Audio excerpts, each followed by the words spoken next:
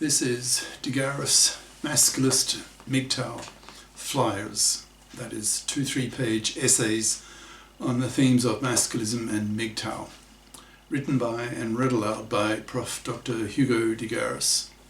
This is flyer number 415, entitled Earning Men's Respect. Description. This flyer sneers at the feminist concept of male privilege that is so popular amongst feminists lately. Masculists claim that men are more privileged in society because men are more respected than women, due to the fact that men contribute hugely more to society in terms of a greatly superior performance track record than women. If women want to be as respected as men are, then they will have to perform at male levels and at male genius levels. But that will be impossible for women, since women are genetically inferior to men both intellectually and motivationally. Now the flyer itself.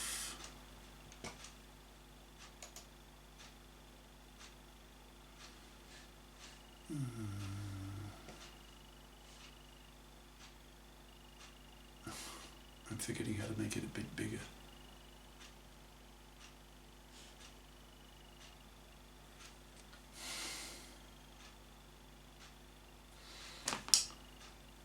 Now the flyer itself.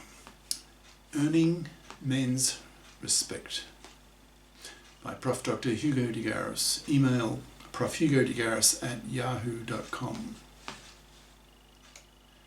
Website profhugodegaris.wordpress.com. One of the themes of modern feminist thinking is male privilege, that is, giving men privileges that are given less to women. For example, the assumption that men are more deserving of respect than women, simply because men are males, that men's opinions are taken more seriously than women's, etc. Recently, I was reading a feminist book on the topic and felt rather antsy because it was so gynocentric, failing to see men's point of view when it comes to judging women. One of my real sources of frustration with women in general, which is a very common complaint coming from men, is that women are too often solipsistic, unable to put themselves in the shoes of men looking at women. They seem mostly to be able only to see things from the female angle. In my view, this is a major flaw in women's ability to abstract. Perhaps I should not be surprised, since women do have 10% smaller brains than men, which is a lot, like taking an ice cream scoop out of a male brain, which means that women have a whopping 10 billion fewer neurons in their female brains, that is, 10% less neural processing capacity compared to the male brain. So there must be things that women can't do that men can do, given that men have 10 billion more neurons than women in their brains. When feminists complain about male privilege, that society pays more attention and gives higher status to men simply because they are male, then the masculist and the scientist in me gets antsy. I wonder if these solipsistic feminists ever ask themselves the obvious question, in brackets, well, obvious to men, that maybe men are given greater status and privilege than women because men deserve it more, ? As a masculist, it's an easy case to make that men are given higher status in society than women for the simple reason that men contribute hugely more to society than women. Sure, women create the next generation, which is obviously vital for the survival of the human species, but it is not status-worthy. Speaking bluntly but honestly, growing and raising kids is not status-worthy because, quotes, any woman can fuck and raise kids. If feminists, want men to respect women as much as men respect men, then women will have to perform and contribute as much as men to society by performing at male levels of competence and genius. But this is virtually impossible for women due to women's genetic inferiority relative to men. The fact that so many women, so many feminists, fail to consider the above question merely reinforces the level of contempt that men have for women, because women/feminists fail to absorb the basic fact that women contribute almost nothing to world culture, to world creativity and invention. Given the above greatly inferior performance record of women, men don't respect women on the whole, seeing women as largely fuckholes, baby factories and child raisers, which is what women evolved to do. Women did not evolve to do what men had been doing for thousands of generations, that is, understanding and manipulating the world. Women evolved to grow and raise kids. Women evolved for different purposes than men, so it is to be expected that women's brains are wired for different purposes than men's brains. As neuroscience progresses, it's likely that the number of known differences between male and female brains will only increase. Already, many such differences are known and well documented in the neuroscience literature. Even female neuroscientists accept the notion of male and female brains. Women have always been parasites of men. Women could not hunt, could not plough, could not fight, so were considered to be rather useless by society and only tolerated by men due to women's two traditional monopolies that women have always had, that is, vagina and womb. Men have always had to be nice to women because men want to penis women. Women have always had a monopoly over reproduction. It's the woman who decides which man gets to ejaculate in her to get her pregnant. Any trait that a man has, whether physical or psychological, that a woman dislikes causes that man not to be sexually selected by her. Thus, one can readily infer that all traits that men do have had to pass through the female sexual selection filter in the past and distant past. Thus, men are the way they are because women wanted men to be that way. So much then follows from this simple idea that destroys so many of current feminist claims. For example, that women are as capable as men, that the patriarchy should be destroyed, that men should not be privileged, etc. The fact that men have 10% larger brains than women, in brackets, if this is news to you, then Google it, YouTube it, you'll find it to be true, is such a simple idea that everyone should know about it. Little 5-year-old boys at kindergarten should know about this. So if some feminazi kindergarten teacher starts preaching to these little boys that men are toxic, causing all the wars, etc., then a little boy can pipe back at her that as a female, on average, she has a 10% smaller brain than men.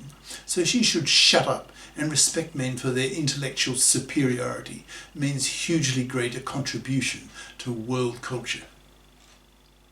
When the average man in the street hears some feminist harping on about male privilege, he can slam back at her that, quote, women have 10% smaller brains than men on average, so how on earth can feminists claim that women are men's equals, that is, just as capable as men, when they have some 10 billion fewer neurons? Question mark, exclamation mark. Women, just like blacks, simply have to accept their genetic inferiority compared to men, just as blacks have to accept, given the scientific evidence, that they are the dumbest people, the dumbest race, inverted commas, in brackets, defining race simply as does the man in the street, as blacks, whites and yellows on the planet, as one can readily see by looking at the world IQ map. There are 1 billion Africans with an average IQ of only 70, which is a whopping 2 standard deviations lower than the average white with an average IQ of 100. East Asians, that is the Chinese, and their genetic offshoots, the Koreans and Japanese, have an average IQ of 105. There's a huge correlation, in brackets, of 0.7, which is about as high as it gets in the social sciences. between the average IQ of a country and its standard of living, that is GNP per person. A person of IQ 150 can do far more than a person of IQ 100. The two belong almost to two different species. It then follows that a whole country of smart people can do far more than a country filled with mostly dumb people. Given the 0.7 correlation between average IQ and the standard of living of a country, it's not surprising that most countries in Africa are economic basket cases. Such black countries are not respected by first worlders for being so dumb, so poor, so incapable. Competence and genius are universally admired because tasks that are very difficult to do generate admiration in people towards those rare individuals who are capable of performing such tasks. No one admires stupidity and incompetence. Instead, people sneer at such things and sneer at the people who are dumb and incompetent, even though the sneerers know that such people cannot help being born with the inferior genes given to them by their parents, who also have such inferior genes. A similar story exists between males and females, as exists between whites/yellows and blacks.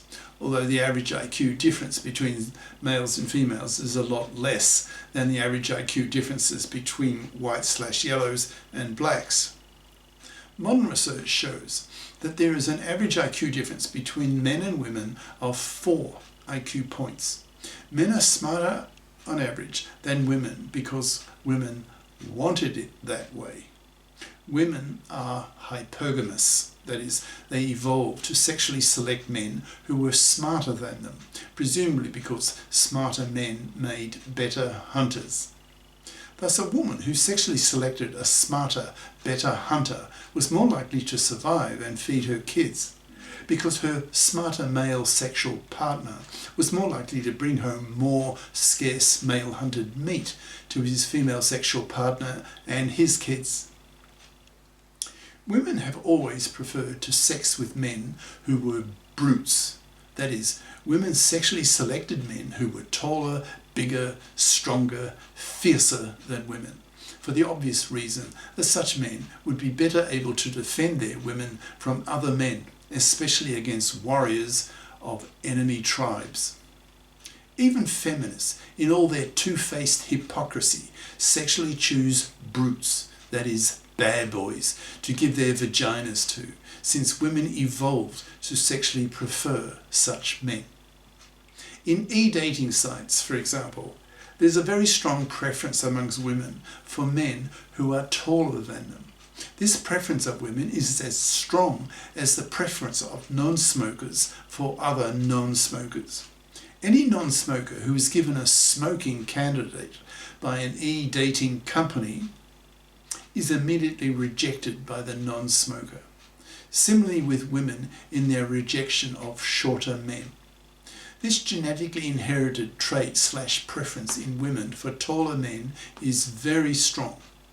Feminists who want men to be more like women, that is, not as aggressive, as assertive, etc., sexually reject these feminine men and prefer to give their cunts to the brutes, to the aggressive, assertive, gutsy, forceful hunk of a man.